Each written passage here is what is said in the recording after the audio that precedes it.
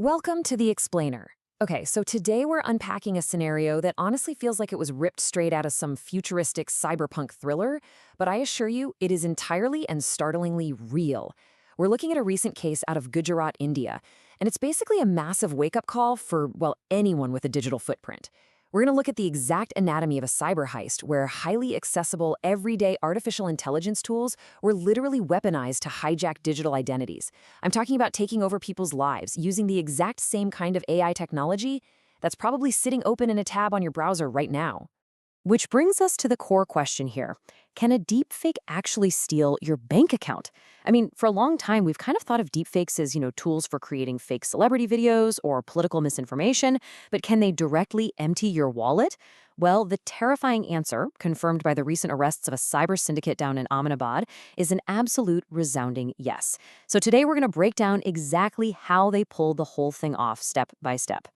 All right, let's dive right in. Section 1, the AI Identity Heist.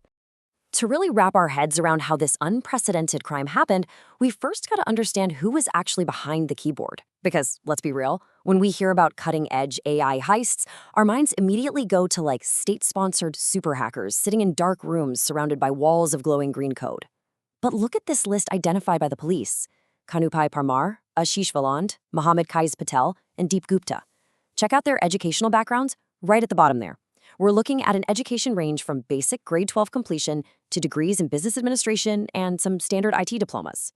Guys, these aren't mythical tech geniuses.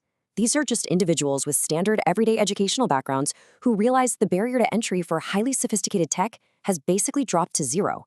They simply leveraged widely available off-the-shelf AI tools to orchestrate a massive fraud. Absolutely wild. Moving on to Section 2, bypassing biometric security.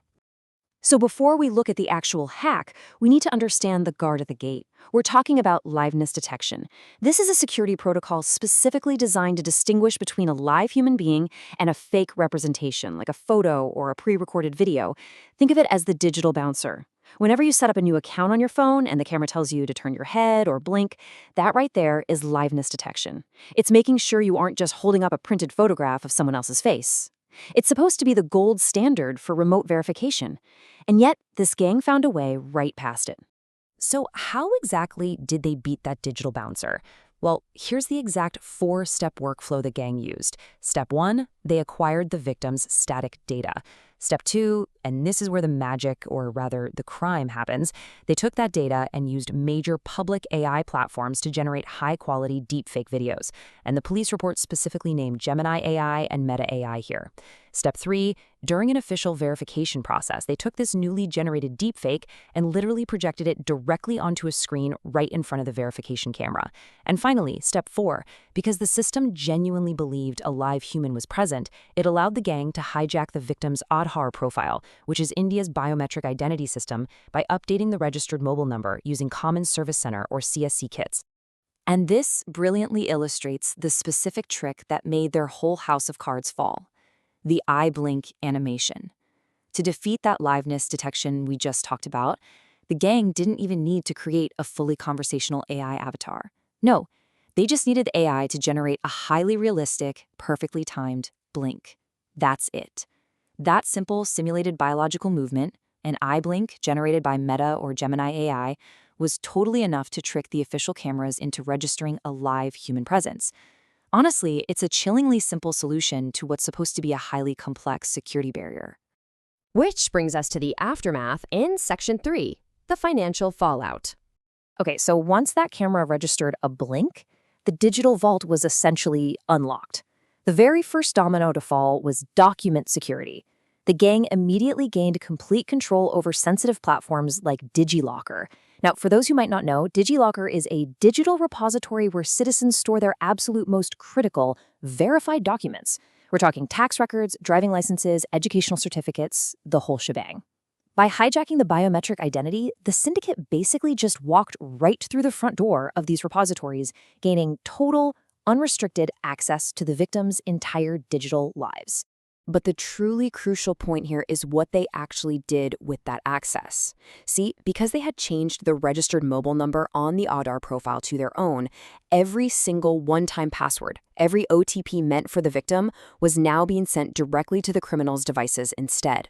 With those OTPs in hand, they systematically started opening up fraudulent bank accounts in the victims' names at major, highly reputable institutions. We're talking successful compromises at places like IDFC, Kotak Mahindra, and Jio Payments Bank. But of course, they didn't just stop at opening empty bank accounts.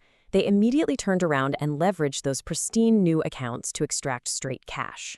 The syndicate applied for, and successfully acquired, personal loans through multiple digital lending services. The police actually identified platforms like RK Bansal, True Credits, and Early Salary as services that got exploited by this gang. And the end results? Completely unsuspecting victims waking up one morning to find themselves suddenly saddled with massive, legally binding financial debt that they literally had absolutely nothing to do with. Just a total nightmare scenario. All right, let's pivot to some solutions. Section 4, protecting your digital identity. Now, I know all of this sounds incredibly alarming, but the main goal of this explainer is to actually empower you. In light of these arrests, authorities are heavily recommending a shift from the standard aadhaar to a masked aadhaar. Here's why. A standard copy displays your full, highly sensitive 12-digit identification number that massively increases your data exposure risk if a photocopy ever falls into the wrong hands. A masked aadhaar, on the flip side, only displays the final 4 digits. It is equally valid for verification in almost all places, but it inherently minimizes your data exposure. It's such a simple swap, but honestly, it's absolutely crucial. Okay, let's quickly run through the full list of official safety protocols. Think of this as your digital armor. Number 1, lock your biometric data. Seriously, you can do this today via the MA Aadhaar app or the official UIDAI website. Locking it prevents anyone from doing unauthorized fingerprint, iris, or facial authentication, even if they somehow get your number. Number 2, like we just discussed, stick to using masked Aadhaar copies whenever possible. Number 3, I know it sounds basic, but never, ever share your OTPs with anyone, not even if they claim to be a bank official, a police officer, or your telecom operator. Real officials are never going to ask for your OTP. And finally, you've got to be hypervigilant about unofficial links. Do not click on random SMS or email links claiming you urgently need to complete a KYC update or check your Aadhaar status. Always go directly to the official portals.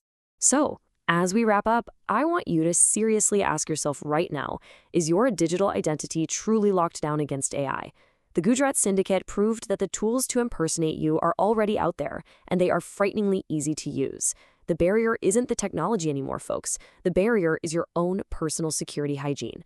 So take 5 minutes today to download the app, lock your biometrics, and secure your digital presence. Because in a world where an AI can literally blink and steal your bank account, your proactive defense is the only real liveness detection that matters.